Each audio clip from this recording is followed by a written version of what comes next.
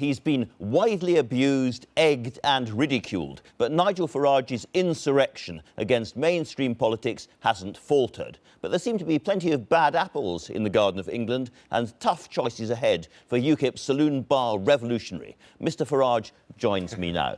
Mr Farage, do you think women should be banned from wearing trousers? No. Do you think that homosexuality is an abomination against God? You know, if we want to go through some of the loopier comments of people connected to UKIP, although none of them holding senior positions at all, that's fine. But we ought to do so with the other political parties as well. And what is happening here is, out of a membership of 37,000 people, a handful of people who say batty, often idiotic and sometimes offensive things are held up as if they represent the view of UKIP as a party. And it is wrong, it is disproportionate, it is unfair. I mean, Ed Miliband's on today. You know, I wonder whether you'll ask him why he's got BNP defectors who now serve as councillors for him. I suspect you won't ask him that question. If one of my candidates was found to have been BNP, this would be a huge story. There is a lack of proportion here. Well, let me put the other side to this, which is everybody standing for UKIP knows the media spotlight is on them. Yep. You know, and yet time and time again we get, it's made very, very easy. You say it's a mainstream plot against the party. It's made very easy for the mainstream because there are so many people saying offensive things. Well, we have made mistakes. Of that, there's no question. Despite the membership form that we have, that makes it absolutely clear we're a non-racist, non-sectarian party, despite the fact that to be a candidate, you have to go into a much higher level of declaration. Some people have got through. We should have weeded more of them out. However, when you look at the fact we've got nearly 2,500 people standing and a handful causes embarrassment, if you looked at the other parties, I mean, they haven't just said bad things. And there was a Liberal Democrat the other week, serving councillor, convicted of racially aggravated assault, and that doesn't make the national news. So I'm not saying we've been perfect, we have made mistakes, but these people are not representative of UKIP at all. Are you concerned that there is something in the way that UKIP is presenting or has presented itself that attracts such people? No, because they join every party. And as I say, I mean, 9 Labour councillors left the Labour group in Harrow last year over accusations of racism. There was a Conservative last year, official in Essex, forced to resign over Islamophobic comments. You know, we haven't got a monopoly on unpleasantness and stupidity. Yes. But what I would say is this. Not only am I adamant that we're a non-racist party, this week I'm going to fight back against it. You will see our election address for the local elections this year, and you will see a lot of black ethnic minority candidates who are proudly standing for UKIP, and I'm going to approach this differently in future. All right, well, let me ask you about something that you said yourself in an interview with The Guardian. You said that people should be worried if Romanians moved into the same street as them. You wouldn't say the same thing about Nigerians, presumably, or Chinese, or anybody else. The question was, you know, if a whole load of Romanian men moved in next door to you, would you be concerned about it? Perhaps you would, yes. Why? Because you know that what has actually happened is we've opened up the doors to countries that haven't recovered from communism, and I'm afraid it's become a gateway for organised crime. Everybody knows that. No one dares say it.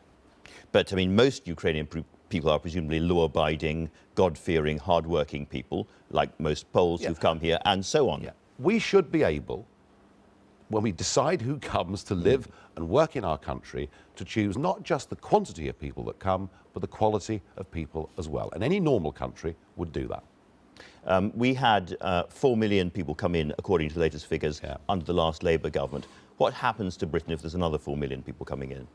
Well, I think it becomes a more divided society. I mean, you know, that's what I see. I see anger amongst our young who find it much more difficult to get jobs than they used to.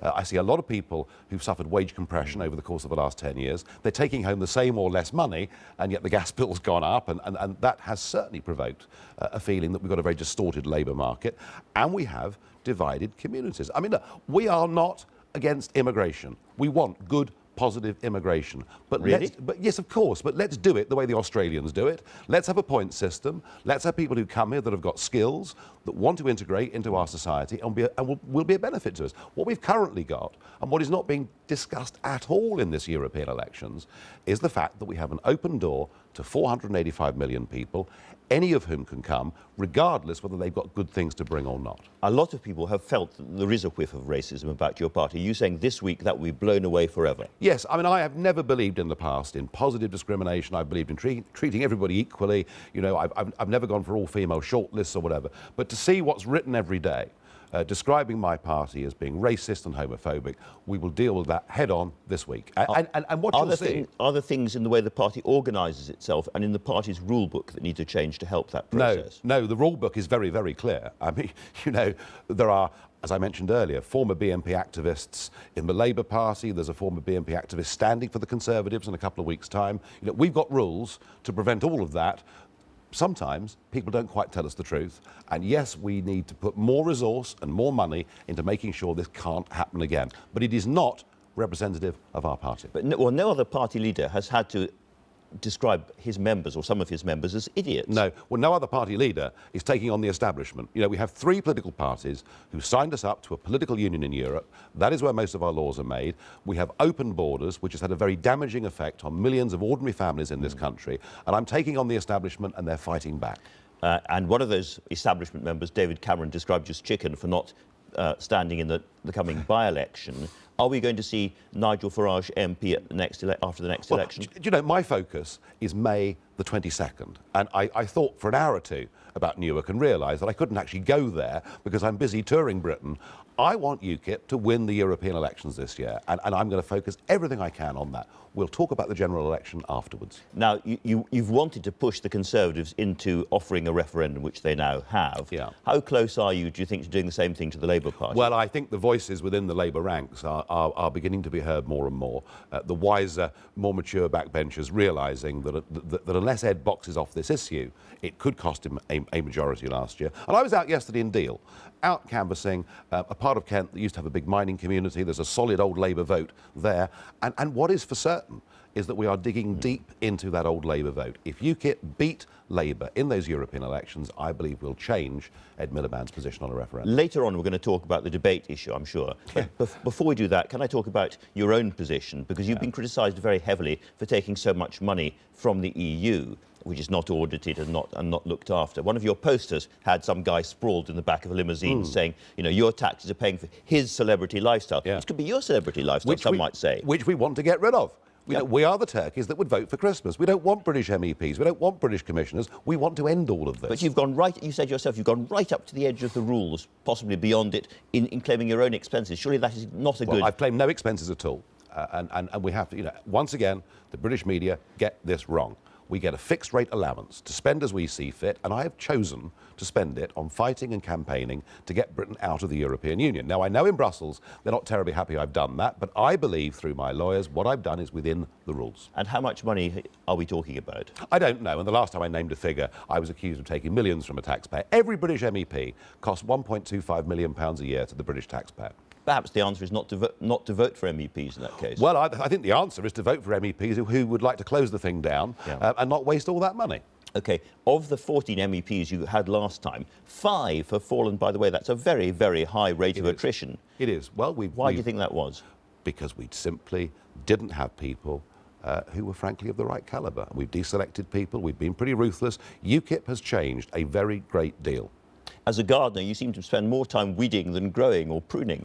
Well, I don't know. If you look at the opinion polls, we're leading in the opinion polls. We have done now for the last 7 or 8 days. And I think that's not a bad place to be. Indeed. Do you think that after this, because we have European elections in the past where parties have come shooting up, the Greens came shooting up for a while and then disappeared again. Do you think you can translate this into parliamentary seats? Do you think there is as it were, a nascent UKIP group already in Parliament, perhaps on the right of the Conservative Party, which UKIP MPs could help to organise? There are some on the left of the Labour Party who actually would agree with us on many of the issues of open door migration and the question of who governs this country. I mean, I remember after the last European election, you know, being told, well done, Nigel, you've come second in a national election. It's a fantastic achievement, but you'll never repeat it in domestic politics. And last year in the English county elections, we got nearly a quarter of the vote. If you look at all the last by-elections to Westminster, we've come second in all of them. We haven't yet, we nearly did in Eastleigh, we haven't yet got over the line, but we're getting closer. Can I put you the situation of a Conservative Member of Parliament who is in favour of a referendum? It is absolutely clear that Cameron has to give a referendum after the next election, and has also said, and in that referendum I will urge a no vote to leave Europe. Would you actually stand against that, that kind of person? There's a bit of a problem here. That 5 years ago we sat here and discussed the European elections, and you put it to me 5 years ago that Mr Cameron said vote Conservative because if he becomes Prime Minister, there is a cast iron guarantee. You can't he'd hold give a me referendum. responsible for No, I Mr. don't hold you Cameron's. responsible, but I'm making the point. We've heard these promises from David Cameron before. Yeah.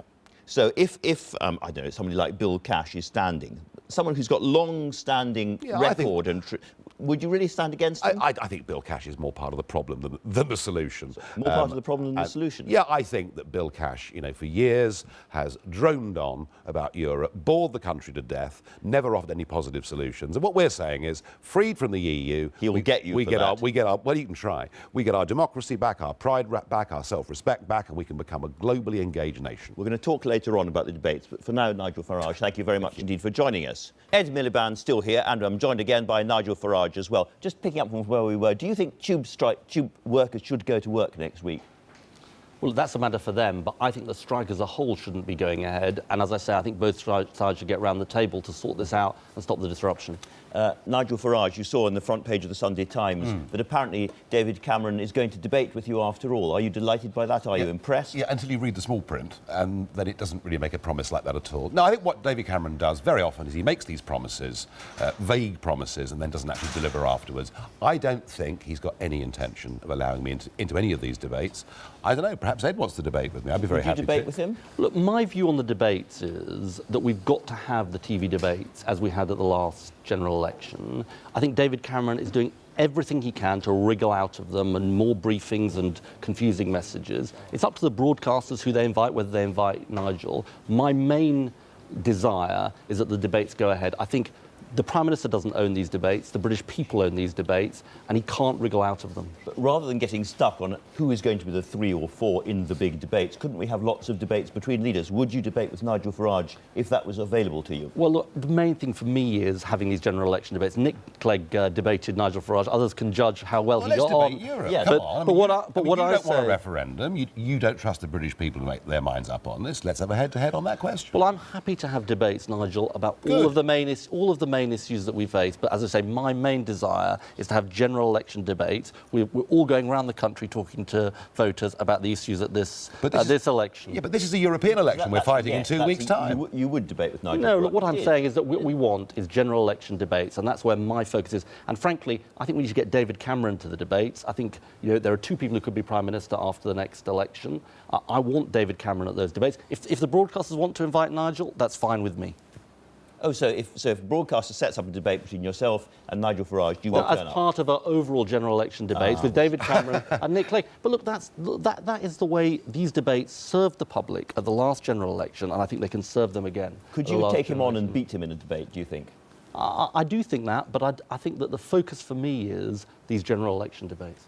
But we're fighting a European election in 2.5 weeks' time. From what I can see, your party isn't even discussing the European question. It's absolutely... You're boxing it off. But look, Nigel, you're it talking about the cost absolutely of living. It absolutely You're not is. discussing it. You don't want to have a referendum. Let's do it in the next fortnight. No, look, it absolutely is talking... We absolutely are talking about these issues, Nigel. And look, you want to get out of the European Union. Absolutely. I think that, and I think that would cost jobs in this country. But by the way, you also say, and I think people will start to look at your issues, what you say on this, you also say you want to keep the flame of Thatcherism alive. I don't think that's going to serve working people in this country. Again, you see, that was what a headline was written in a newspaper. I never said that. So you don't think that somehow you're the heir to Mrs. Thatcher on policy, on whether it's charging for the NHS or all these other things? The one thing that happened during the 1980s that needs to happen again is the size of the state was reduced. I think there is a very urgent need, given how indebted the Labour Party left this country and the fact the coalition have added hugely to the national debt, we've got to reduce the size of the state. I think people are going to start getting interested. That Nigel wants a flat tax, he wants big tax cuts for the richest in our society. Well, and for the poorest. And tax rises for the poorest, bigger cuts in services. Looks like the debate started. This is not a bad thing. This is the edited short-term version. We could have much more of this.